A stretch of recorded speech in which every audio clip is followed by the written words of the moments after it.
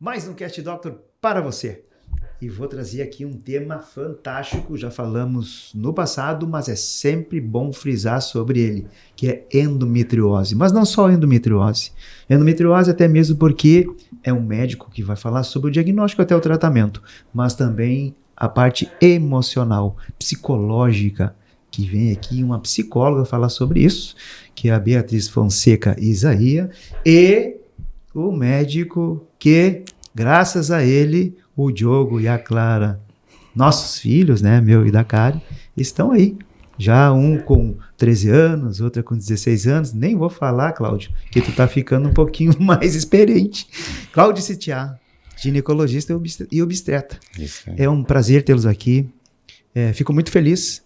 E o tema de endometriose, ele sempre é um bom tema a ser falado, até mesmo porque as descobertas estão aí, cada vez mais, a pesquisa muito em cima, em todo o mundo, e quanto mais se descobrir o diagnóstico de endometriose, mais se tem a situação de acertar no tratamento. Sejam bem-vindos ao Cast Doctor. Muito obrigada pelo convite, Douglas, estar aqui no Cast Doctor. Então, eu sou a Beatriz, sou psicóloga, eu trato da saúde da mulher, né, e tudo que envolve a mulher. Então, minha especialidade é em perinatalidade também, e também endometriose. Maravilha.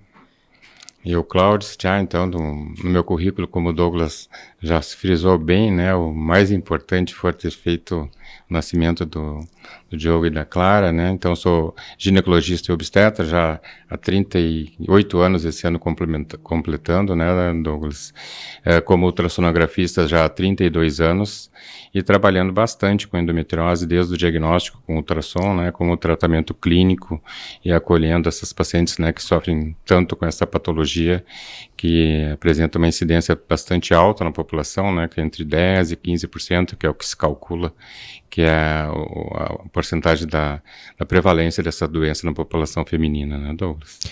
Cláudio, dentro da tua experiência, né, de mais de 30 anos, o que evoluiu em termos de diagnóstico de lá até hoje? É importante essa pergunta, né, Douglas, porque assim, o diagnóstico, a mudança no diagnóstico, que ele se tornou, antigamente a gente tinha um diagnóstico somente baseado na patologia. A gente precisava de uma cirurgia, de uma videolaparoscopia, em que o ginecologista ia lá, retirava um fragmento de um local onde a gente achava que tinha endometriose, esse fragmento iria para a biópsia, essa biópsia retornava com o diagnóstico, presença de células de endometriose. Aí a gente tinha um diagnóstico. Com a evolução dos métodos, principalmente da imagem, que é o ultrassom e a ressonância, o que aconteceu? A gente conseguiu incluir e definir que uma paciente tem endometriose através do diagnóstico primeiro clínico hoje em dia e com o diagnóstico por imagem. O que isso proporcionou? Proporcionou um maior avanço, inclusive, nos estudos. Por quê? Porque com o diagnóstico mais facilitado, sem a necessidade da cirurgia, o número de pacientes com o diagnóstico de endometriose acabou aumentando a certeza desse diagnóstico. Então, a inclusão de pacientes para estudos de etiologia, de origem da endometriose, de o que tratar, quando opera, quando não opera, com a facilidade do diagnóstico, com o maior número de pacientes diagnosticados, o número de estudos aumentou também, consequentemente, né? Então, se conheceu muito mais sobre a endometriose através da melhora do diagnóstico, com certeza. Quais os exames que você usa hoje de imagem? Os exames de imagem, até antes do exame de imagem, assim, deixar bem claro que o diagnóstico da endometriose é um diagnóstico que ele é feito pela história clínica, né? Um diagnóstico em que o médico tendo uma entrevista, uma anamnese, que ela seja ativa na determinação da dor das pacientes, da cólica das pacientes, a gente já pode somente pelo diagnóstico, somente pela história clínica do grau de dor que ela vem desde a sua menarca, desde a primeira menstruação, a gente já poderia fechar um diagnóstico mesmo sem um diagnóstico por imagem. imagem. Mas na tua pergunta que seria, quais os exames que se pede para tentar identificar, através de algum exame de imagem, essas lesões? O primeiro exame, com certeza, é a ultrassonografia. É um exame de fácil acesso, é um exame que a gente vai direto no local mais frequente do aparecimento das lesões, que é na parte posterior ao útero. Ou seja, quando a gente coloca um aparelho de ultrassom transvaginal, a gente vai praticamente encostar na lesão da endometriose. Então, as imagens que hoje os aparelhos nos permitem identificar são, sim, fantásticas. A gente enxerga camadas do intestino, profundidade de penetração da endometriose para dentro da parede do intestino, a penetração na bexiga, pequenos cistos nos ovários, aderências. A gente tem a capacidade pelo ultrassom de fazer manobras de mobilizações para ver se os órgãos estão aderidos, estão grudados pelo processo inflamatório da endometriose. Além do ultrassom, a gente tem a ressonância nuclear magnética. Quando que a gente pede ressonância nuclear magnética? Geralmente para complementar a avaliação do ultrassom.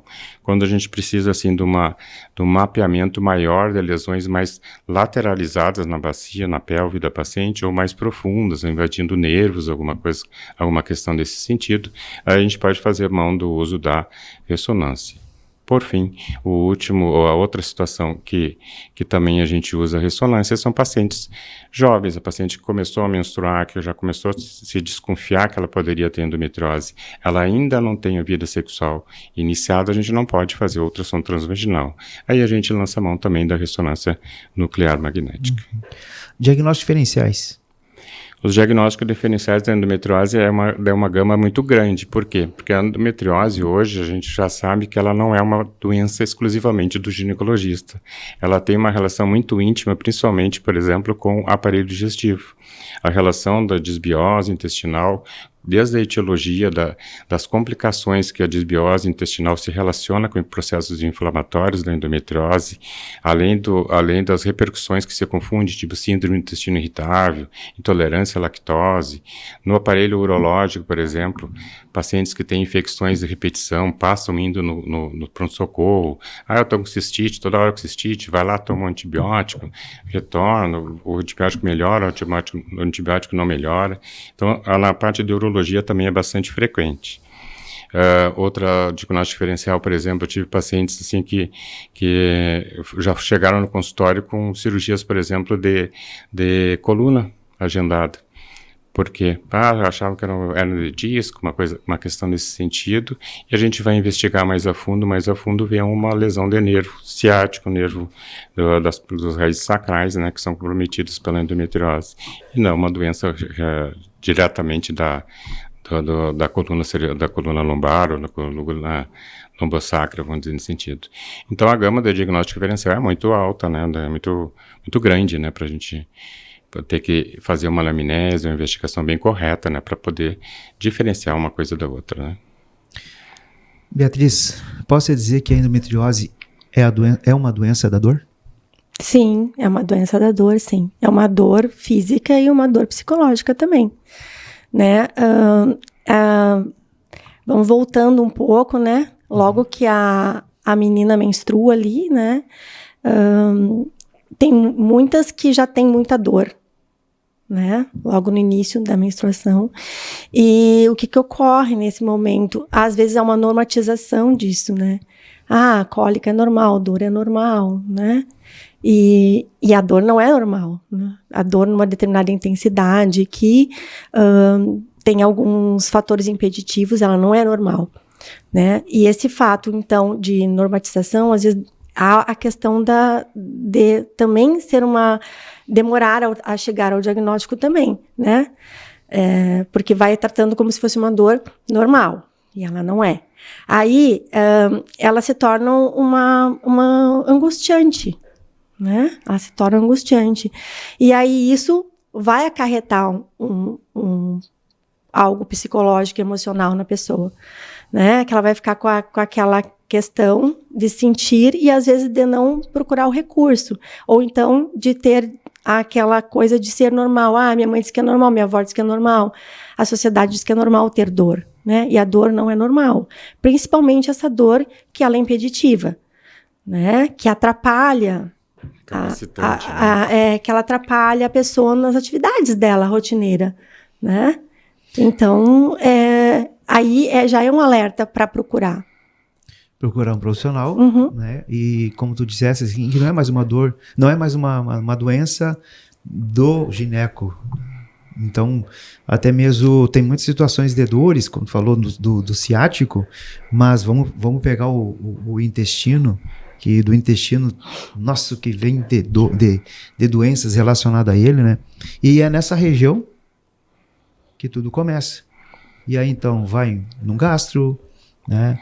Vai no psicólogo, Sim. vai no neuro.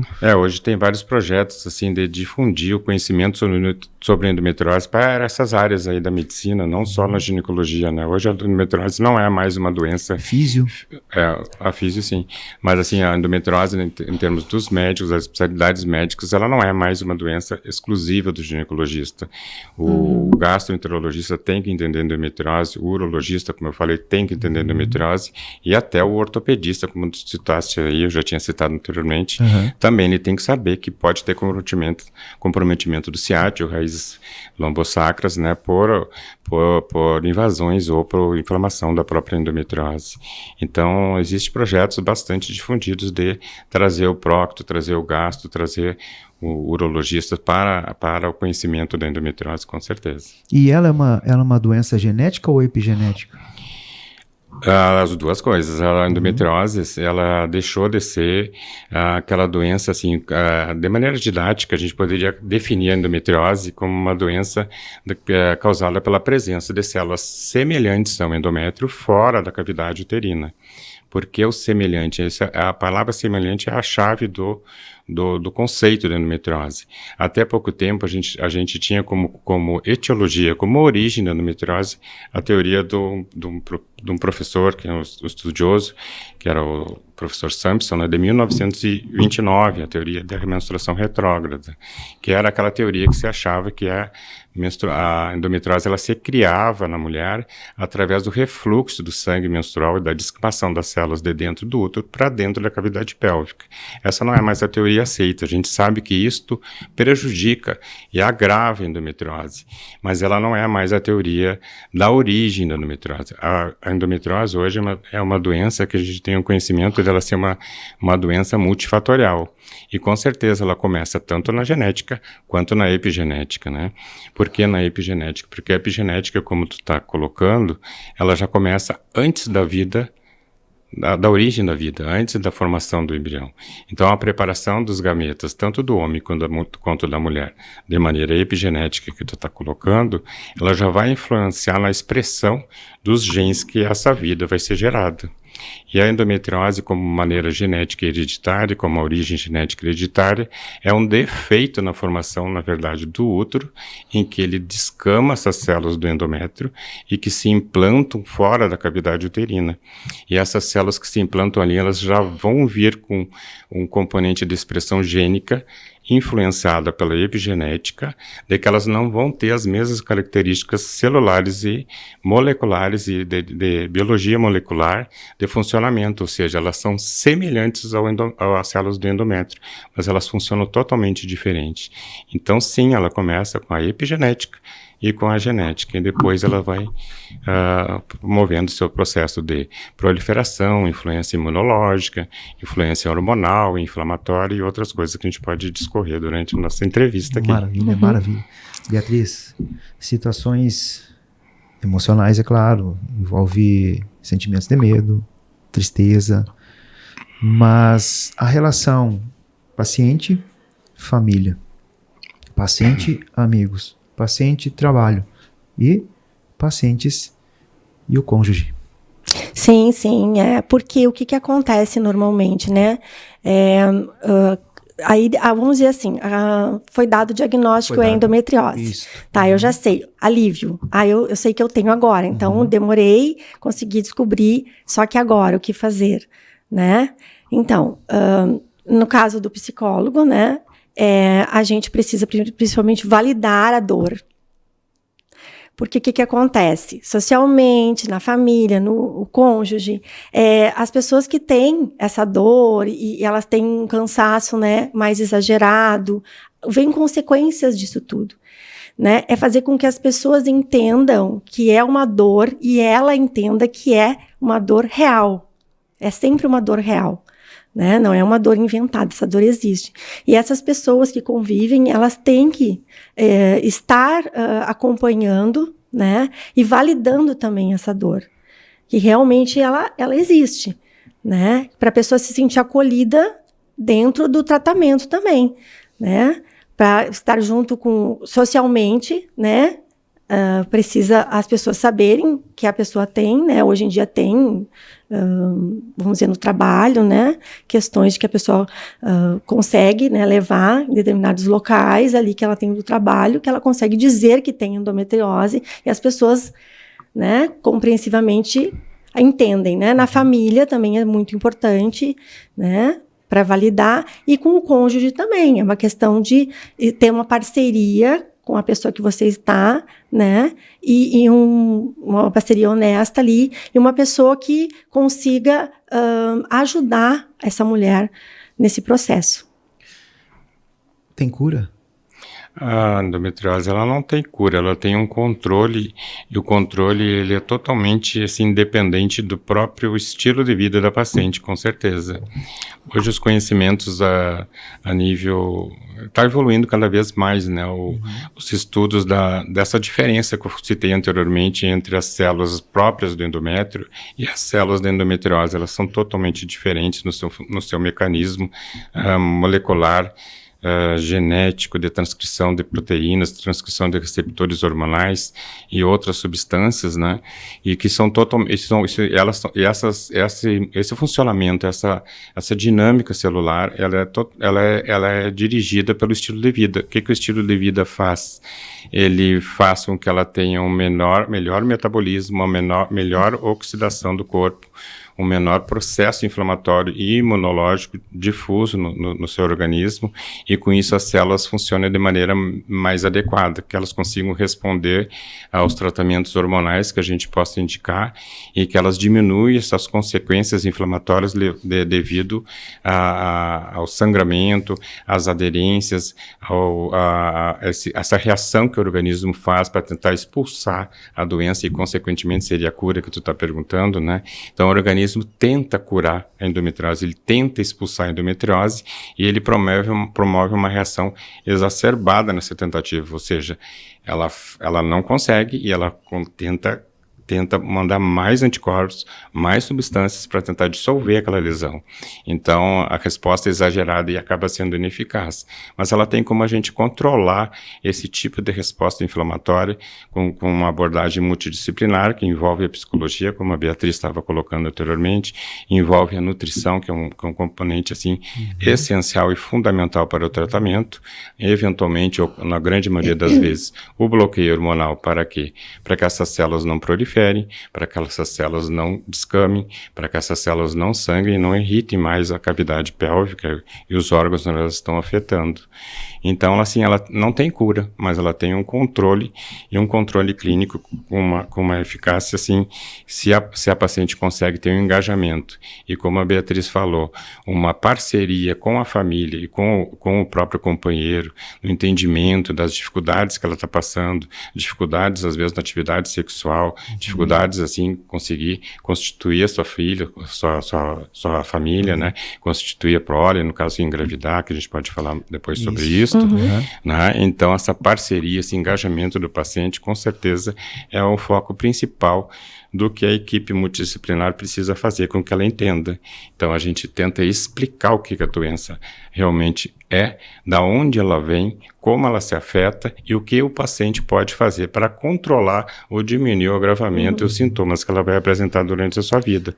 Ou seja, ela não tem cura, mas ela tem como a gente tentar tratamento e tentar amenizar todo o processo da irritação que ela demanda, né?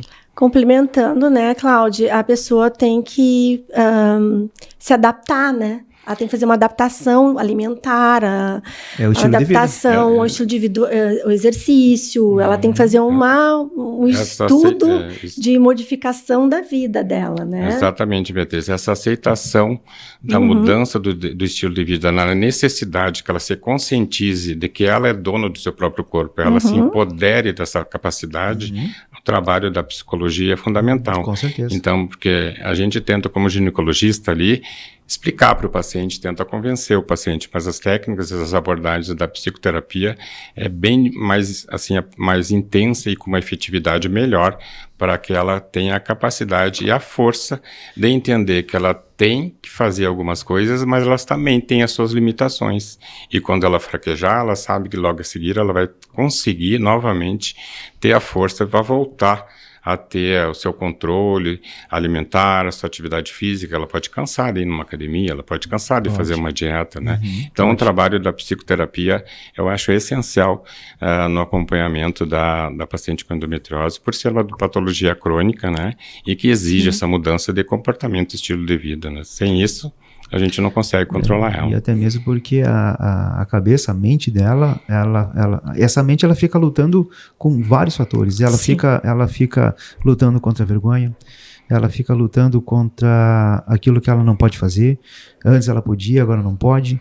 Então a mente dela está sempre fervilhando. E se não equilibrar, se não controlar essa mente...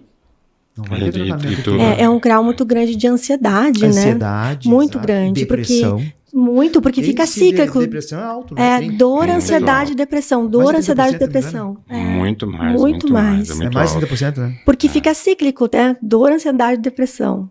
Dor, ansiedade, depressão. E tu tenta colocar essa situação de mudança de estilo de vida numa adolescente, numa criança praticamente, que hoje elas estão menstruando com 11, 12 anos, e aí já começa o sofrimento, né? Então todo aquele trauma que traz, tudo que ela já carrega desde aquela época, que ela não pôde ir na aula, daí ela ficou de cama, o pai queria que ela fosse, também queria que ela fosse. Às vezes não entende, mas precisa, mas a pessoa não consegue, né?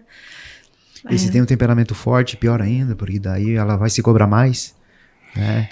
Então, sim, é que vai enraizando vários mini traumas, como eu digo, né? Desde a adolescência, e o psicólogo ele vai fazer com que ela saiba lidar com isso, né? Na verdade, os mini traumas já ocorreram, mas a maneira como cada um lida com isso é a diferença que o psicólogo pode trabalhar nesse sentido, né?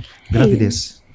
A gravidez, assim, é um fantasma grande, né, para a paciente que recebe o diagnóstico de endometriose, porque ela tem aquela ideia que ela não vai poder engravidar.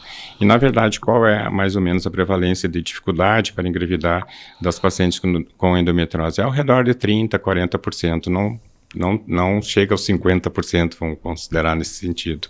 Ou seja, a gente tem que dar bastante esperança para a paciente que ela vai conseguir engravidar, com ou sem a ajuda dos métodos de fertilização assistida. Porque também é outra questão que ela fala, eu não vou conseguir engravidar, então eu vou ter que ir para fertilização assistida, eu não vou ter condições financeiras de fazer um bebê de proveito, ou uma inseminação, o que é que seja, né? Então a gente tem que, desde o início, colocar tirar esse fantasma, né, da imaginação da paciente que ela nunca vai conseguir engravidar. E o objetivo também hoje do diagnóstico precoce é justamente esse. Se a gente conseguir entrar no diagnóstico, entrar no início da doença, ou seja, lá quando ela começou na sua menarca, a doença ela começou na vida intrauterina, como a gente falou anteriormente. Porém, ela vai começar a se manifestar com a primeira menstruação, que é quando começou a sangrar e promover todo o processo irritativo. Então, se a gente conseguir já valorizar a queixa da menina lá na sua menarca, a gente vai conseguir que ela intervir e fazer o tratamento desde o início da menstruação, desde o início da origem das complicações da doença, da evolução da doença. E com isso a gente bloqueia essa evolução para o lado negativo da infertilidade. Então, se o tratamento for precoce, a gente vai ter uma incidência bem menor do que os 30%, 40% que a gente tem. Mas a gente tem inúmeros recursos hoje em dia para conseguir que essa paciente acabe gerando um filho e conseguindo constituir sua família. Aí, nesse item da infertilidade também a psicologia é fundamental para o apoio, né, da infertilidade, do insucesso, do luto, né? Porque a fertilidade é uma perda, né? Já só por ser infertilidade já é um luto, né? Sim. Já é um luto, né? Então, lidar com esse luto é algo que a psicoterapia também... Até mesmo que é um valorizando desejo muito isso. forte, né? É. Não tanto, tanto dela como também do cônjuge, né? Parceiro, né? Então, são dificuldades que se passa. E que bom que vocês estão aqui para falar sobre isso. Sim. E o que hoje, em termos de campanhas de conscientização, está sendo realizado? Assim, a endometriose a gente teve... com o diagnóstico, como eu falei anteriormente, assim, um grande avanço nas pesquisas. Hoje, a sociedade como um todo, até o lado empresarial, está investindo bastante, né, nos estudos, porque a mulher com endometriose, ela acaba tendo um impacto no mercado de trabalho, porque ela falta o trabalho quando menstrua, quando elas têm dores. No nosso país mesmo teve a lei do...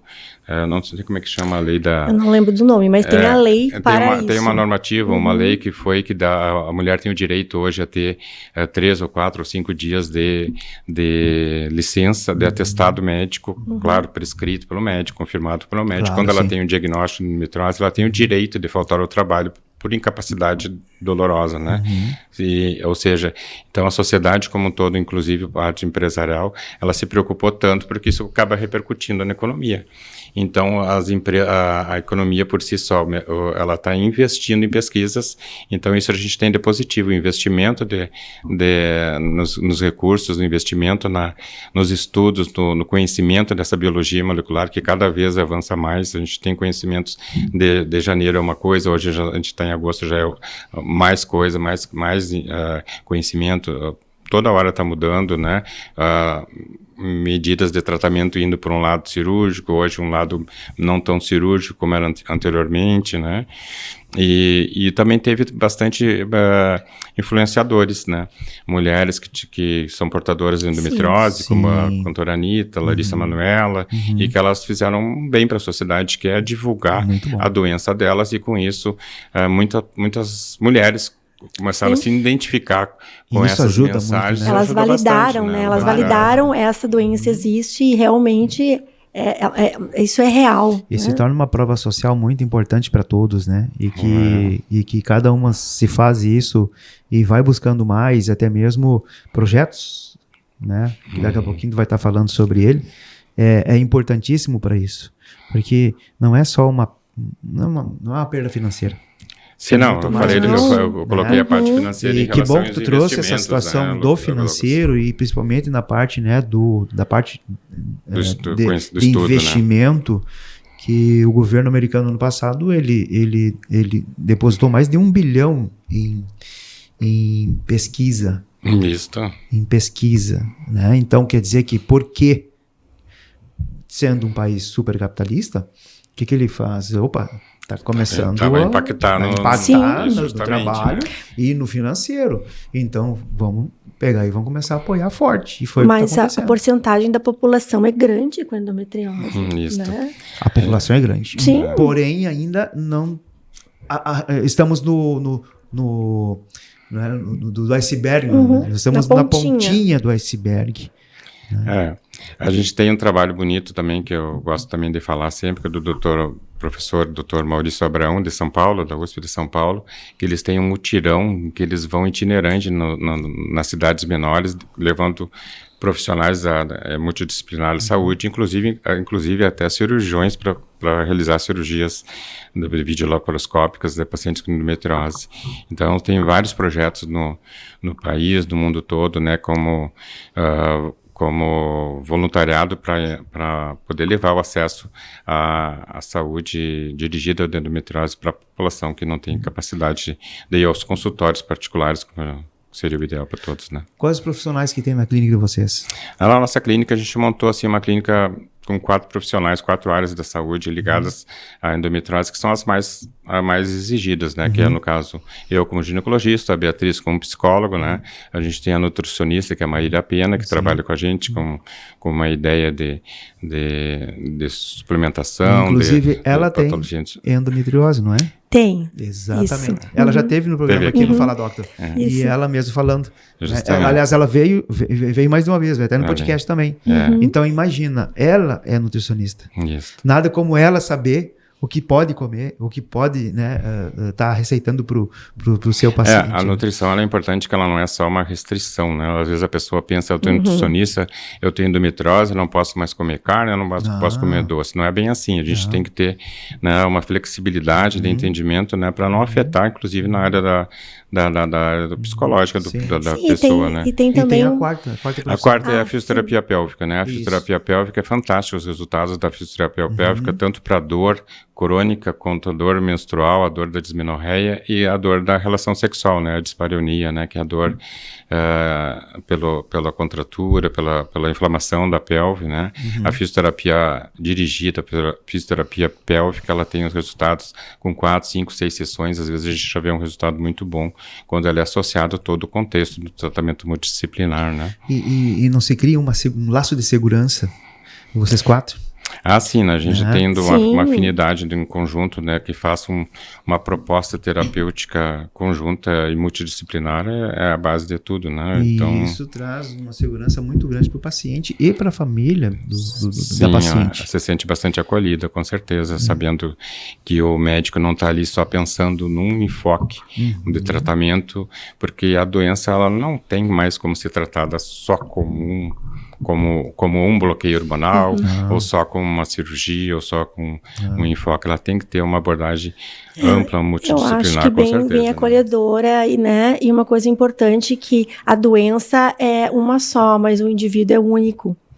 Então, é bem importante, como o Cláudio falou ali da nutrição, e tem a parte da físio, e tem a parte da psicologia, que cada indivíduo ele vai ter uma forma de trabalho com cada um, né? Uma dieta com a pessoa. Na parte psicológica, uma forma de trabalhar com aquela pessoa, né? Então, não é a doença é a mesma, mas o indivíduo é único, né? Então, para cada um, existe um trabalho a se fazer, né? Uma estratégia a se usar, né? E aí, eu acho que isso aí traz muito acolhimento para a pessoa, né? Com certeza, porque sem dúvida. as pessoas são únicas, né? Únicas. Essa variedade da doença da endometriose, assim, é impressionante, né? Não existe é o desafio maior que tem, eu acho, hoje ainda no conhecimento sobre endometriose e consequentemente no tratamento, é a diversidade que ela tem. E por que isso acontece? Por que uma paciente evolui para uma doença grave, para uma doença com bastante repercussão em outros órgãos, intestinal, urinário, neurológico, como a gente falou há pouco, e as outras evoluem só com uma endometriose superficial? A gente ainda não sabe direito isso. O que a gente sabe? A gente ainda não tem um mapeamento exatamente genético. A gente sabe que ela é multigênico, não só com 1 ou 2 genes específicos, ela é múltipla na parte genética também, e a epigenética, como tu colocou anteriormente, ela vai influenciar na evolução da doença, mesmo que uma paciente tenha a mesma genética, ela pode evoluir a doença de maneira diferente. Por quê? Pelo estilo de vida. Uma paciente vai ser mais sedentária, uma paciente vai ser mais obesa, ela vai ter sobrepeso, O ambiente onde ela está, ela vai ser mais estressada, o sistema imunológico dela vai ser diferente. Então, a variedade da doença também é influenciada pelo meio ambiente, pelo estilo de vida do paciente. Então, essa variedade exige uma abordagem individualizada do paciente. A gente não pode ir lá nós estávamos falando antes da inteligência artificial, ir lá no chat GPT e perguntar, endometriose, qual o tratamento? Não vai dar certo, né? Não é uma receita de bolo. Não tem uma receita de bolo. Tem que conversar com o paciente, tem que individualizar o tratamento e discutir junto com o paciente. A paciente recebendo orientações, ela entendendo, a gente explicando o que é a doença, a paciente tem que se empoderar também das decisões. Sim. Ela tem que decidir também o que ela quer. Se ela quer usar um tipo de hormônio, se ela quer fazer uma cirurgia, se dá, claro, dentro da medida plausível, né, da lógica, né, a gente tem que puxar a paciente para essa decisão em conjunto. E para ela poder decidir em conjunto, a gente tem o quê? Informar a paciente, educar a paciente, explicar o que é a doença, né? E tudo isso é o acolhimento, que é o que a gente tá propondo na nossa clínica lá. Fazer com E que ela tudo mais. entenda, que Isso. ela fique sabendo sobre como que é Justamente. tudo. E uma coisa que eu sempre falo para o Cláudio, que eu penso isso, que tanto na área médica, psicológica, em todas as outras áreas, esse conhecimento todo, passando pelo profissional, eu acho que é muito importante, depois de um certo tempo, essa paciente, né, quando ela se sentir segura, ela ter uma autonomia. Ela não ficar dependendo sempre de nós, entendeu? Eu gosto da palavra autonomia. Mas Ela essa não tem palavra- que depender de nós, sabe, essa palavra, Douglas? isso que a Beatriz falou, eu acho que é fundamental. Não pode Eu- depender da gente Eu o tempo digo o inteiro, seguinte, eu digo entendeu? pro paciente assim, ó, o primeiro ano tu vai precisar da gente. Isso. Tu vai ter que vir aqui de 2 em 2 meses, a gente vai ter que ajustar o tratamento. Se eu for bloquear a tua menstruação no primeiro medicamento que eu vou usar, pode ser que eu não acerte. Os analgésicos que eu vou te dar, pode ser que o primeiro não dê certo. Então, no primeiro ano, a gente precisa estar sempre em conjunto. Eu tenho que ver se a resposta do teu tratamento está sendo adequada, se a tua nutrição tu está conseguindo seguir, se tu está conseguindo ir na academia, e por que está funcionando o medicamento, por que não está funcionando o outro. Mas, eu digo assim, que depois de 1 ano, mais ou menos, pelo menos, tu tem que começar a ter sua autonomia, como a Beatriz falou, Sim. né? Em que tu tem que a gente não seja um fardo para o paciente. A gente não pode ser aquela onipotência de achar a paciente tem que vir, sim, toda hora aqui comigo, porque eu tenho que estar comandando o tratamento dela. Não. Ela tem que ter o conhecimento da doença, ela tem que ter o entendimento do que piora e o que melhora a doença dela. O que faz ela evoluir para o lado negativo e o que faz ela evoluir para o lado positivo e que ela vai ter um bem-estar, uma qualidade de vida melhor. Então, eu digo, no primeiro ano é essencial a tua vinda aqui. E depois eu quero que tu se livre da gente. Tu se liberte do nosso Que venha lá de tratamento. vez em quando. Exatamente. Que a gente não seja um fardo. Que ela Não. fique Vai dar uma notícia se tá bem. Isso, A que gente ela, quer de repente, acolher, ela mas a volte gente uma vez por fica ano, muito uma vez por feliz mês, quando a né? pessoa chega nesse estágio, porque o objetivo é tu seguir, sabendo dentro das tuas possibilidades, tu seguir, e não, né, ficar naquela dependência. O próprio dos profissionais. exame de imagem, às vezes elas ficam ansiosas, de querem fazer, quando que eu tenho que fazer de novo? Não existe nenhuma regra para dizer isso. Não diz que tem que fazer isso em 6 meses, de ano em ano, e nem de 2 em 2 anos, né? Exato. Às vezes eu digo para ela, não me interessa como é que tá a tua imagem lá. O que eu quero saber é como que tu tá se sentindo. Sim. Se tu tá se sentindo bem, que tu tá sem dor, se o meu bloqueio hormonal, vamos dizer, que eu fiz está adequado, tu não tá menstruando, e tu tá tendo uma vida saudável, uma vida que te permite tu fazer tuas atividades do dia a dia, o que importa a imagem? O que importa o diagnóstico? Eu visualizar alguma coisa. Se uma lesão vai ter 2 centímetros, ela vai ter 2,5. O que importa é o resultado. Então, nem o próprio exame de imagem é necessário com tanta frequência, como às vezes a paciente imagina que precisaria estar toda hora indo lá, toda hora eu tenho que ir no Cláudio, toda hora eu tenho que ir na Beatriz, toda hora eu tenho que ir na Físio, não aguento Aquela mais. dependência, A dependência, né? Então, a gente aquela tentar, dependência. a gente tentar que ela entenda isso e se liberte da equipe médica depois do passar de um tempo, através do conhecimento e da informação. Dentro da doença, você é uma pessoa saudável. Entende? Dentro da doença, você é uma pessoa saudável que você conduz a sua vida, né? Que a doença não seja a vida dela. Não. Ela tem que ter a vida própria, né? Ela tem que ter a vida dela. E a doença não pode pautar a vida dela. O ser humano né? ele tem um alto poder de Exatamente. adaptação ao meio e consigo mesmo. Tem pessoas que nascem deficientes, mas eles se adaptam e criam sua autonomia. Sim. A doença, pessoas ficam doentes, se adaptam ao meio e ficam com a sua autonomia. E a área da saúde está aí para apoiar, para ajudar e fazer com que essa pessoa ela conquiste essa autonomia, né? E ela vai conseguir. Vai ter um tempo que vai. Mas precisa muito da força de vontade, também da situação emocional, Sim. né? E motivação. Que motiva essas mulheres em chegar em conquistar a sua autonomia? Já sentiram isso delas? Que estímulo vocês dão? Que estímulo eu acho que a palavra que eu diria para dar o estímulo para ela chegar na autonomia é esperança. Esperança que ela vai ter uma qualidade de vida. Esperança que ela vai conseguir um dia ter sua família. Né? E que ela pode comandar a sua vida. Né? Então, a esperança desse tudo, eu acho que a esperança seria a palavra-chave, eu acho, dessa tua pergunta. Perfeito. Né? Sim, dessa com tua certeza. resposta-chave da tua pergunta. E que ela não precise levar um fardo, ou seja, como eu disse anteriormente, que a doença não seja a base da vida dela. Não, a doença ela Porque ela tem que conviver com ela, Isso, né? Mas não é a exato. base de nada. A pessoa é a pessoa, né? Não é a doença. Exato. A doença é para ser vencida, na Isso, verdade. uhum. Né? Dominada nem sempre vai ser, mas que ela seja domada. Domada, Vamos colocar esse termo, né? No nosso termo deixa ela ficar gauchismo. mansinha, Mas né? pelo menos é o seguinte, ó, tu pode me bater, mas eu vou te domar também, Sim, assim, né? Como diz o gaúcho, vamos se ajeitando, vamos se ajeitando. Me fala mais sobre o teu projeto, o projeto de vocês. A gente criou um projeto que é um pensamento assim que a gente tem que a endometriose ela não tem classe social. Ela não tem e ela não é só nas pacientes que chegam ao nosso consultório, né, que a gente tem um consultório privado com atendimento à saúde suplementar também, no caso de convênios, mas a população, infelizmente, a maioria delas não tem acesso nem à saúde suplementar e muito menos à saúde privada. E a gente criou um projeto, eu e a Beatriz, e que a gente vai fazer o nosso primeiro encontro agora no dia 9 de agosto, sábado, que a gente vai reunir as primeiras 20 pacientes, em que a gente vai fazer com que elas tenham assim, uma troca de experiências, em termos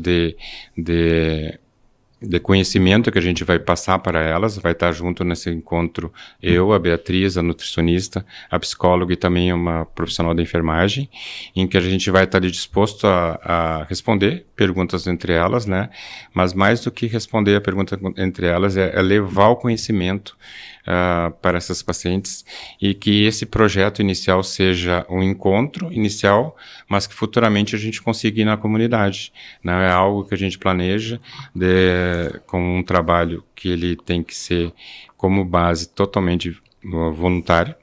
É um trabalho que a gente quer fazer separado da clínica, né, como um voluntariado, e que a gente consiga ir, por exemplo, nas escolas, já falar com os adolescentes, eu já falar com as meninas lá que estão começando a menstruar, mostrar que a dor, ela existe, mas que ela não precise ser normatizada, como a Beatriz falou, que o grau de dor, ela tem um limite, que ela não seja sempre tratada como algo minha avó teve, minha mãe teve e eu também tenho que ter, e que a gente consiga também oferecer no futuro até consultas, né, que a gente pode oferecer com nossa própria boa vontade, sem precisar de recursos ou alguma coisa maior. Então é um projeto que a gente está recém dando o primeiro pontapé, mas a gente quer que cresça bastante isso para que mais gente tenha acesso ao conhecimento. O primeiro que eu falo é o conhecimento da endometriose, que o conhecimento a gente pode passar de graça, né, Douglas? A gente não precisa ter um recurso maior e para divulgar isso. Então, acho que a gente vai conseguir alguma coisa boa. Também, nosso objetivo é a troca, né, Cláudio? Que essas pessoas se conheçam, que elas sofrem da mesma causa, né? E elas têm uma troca, porque daí quando tu troca com o outro algo que você tem, né? E a pessoa tem também, isso dá um acalento, um alívio, né? E cada um traz as suas experiências dentro daquilo. Uma paciente que traga uma experiência, por exemplo, chega lá, tem uma paciente que sem receber o diagnóstico, ela já está com esse fantasma de não poder engravidar. Ao lado vai ter uma paciente que tem endometriose, já se operou, já fez isso, já aquilo, e tem o seu filho. E teve o seu filho. Então ela vai ver que tem lá a possibilidade de uma paciente. Tem a esperança. Tem a esperança, né, que a gente colocou, né? Então, parabenizo aos dois por essa iniciativa. Muito obrigada. Isso faz muito bem para a alma. E contamos com o apoio aqui para a gente poder divulgar no futuro. Com certeza que vai ter o nosso apoio, sem dúvida. Já estou aqui, ó. Já estou até pensando numa coisinha que vai ser legal. Deixa pegar corpo, né? Como a gente disse. Deixa pegar antes, corpo. Né? Vai pegar corpo e vai. Mas vamos fazer pegar corpo. Vamos fazer pegar corpo, né?